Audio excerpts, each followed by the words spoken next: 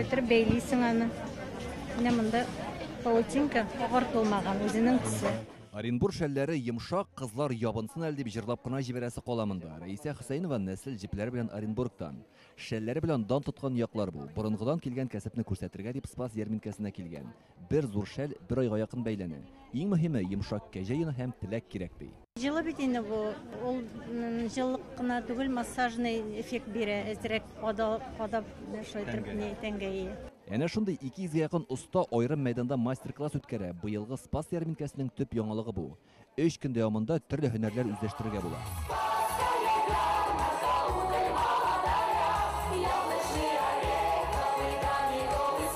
Олабугада узучы Спас ярминкәсе мәйданы ачылыш тантанасында төрле милләт вәкилләре чыгыш ясый. Чара 16-нчы мәртәбә оештырылган. Быел Татарстанда билгеләп үтелүче милли мәдәниятләр һәм гореф-гадәтләр елында ярминкәнең әһәмияте тагын да зур.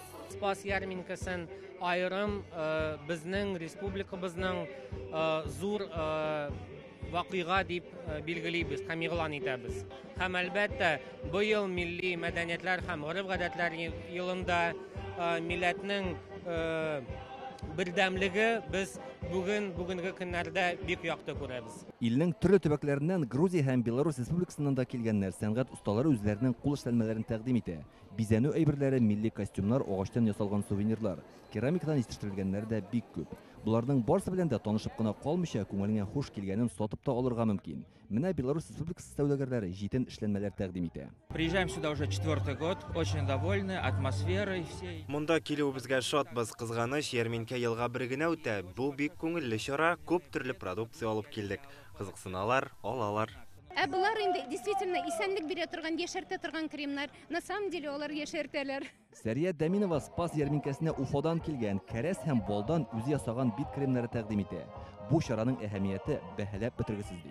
Ярминкәләр ныгыса, алар һәрбер регионда восстанавливаться итсәләр, без рухи күтәреләчәкбез. Менә ярминкәнең әһәмияте бик зур. Гадәттә машиналар йөргән Алабуга урамнары бүген халык белән шыгырым тулы. Узган ел Спас ярминкәсенә 250 мең кунак килгәнде оештыручылар. Быел да саннар шул чама. Монда төрле мәдәни чаралар карап хузурланырга һәм төрле продукцияләрне сатып алырга да мөмкин. Менә мисал өчен биредә Ростов өлкәсеннән килгән хәлвә саталар. Монда 10-тән артык төре бар. Аларны баштан менә шулай татып карарга һәм инде күңелеңә хуш килә икән сатып та алырга мөмкин. Менә шундый тәмле, кызыклы һәм бик мәгънәле бәйрәм ул Спас ярминкәсе.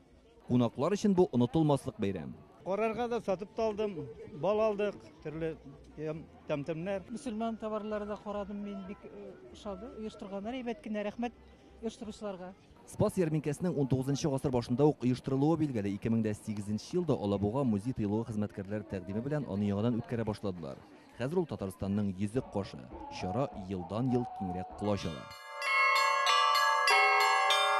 Алабугада Спас ярминкәсе кысаларында бөтен Россия кыңгырау шыңы фестивале да узды. 80-ннән артык иң яхшы чаң кагучы уста чыгыш ясый.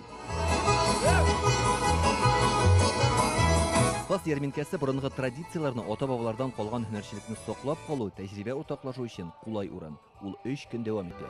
Алабугадан Илдар Сафиуллин, Данил Филатов, Яңа гасыр каналы.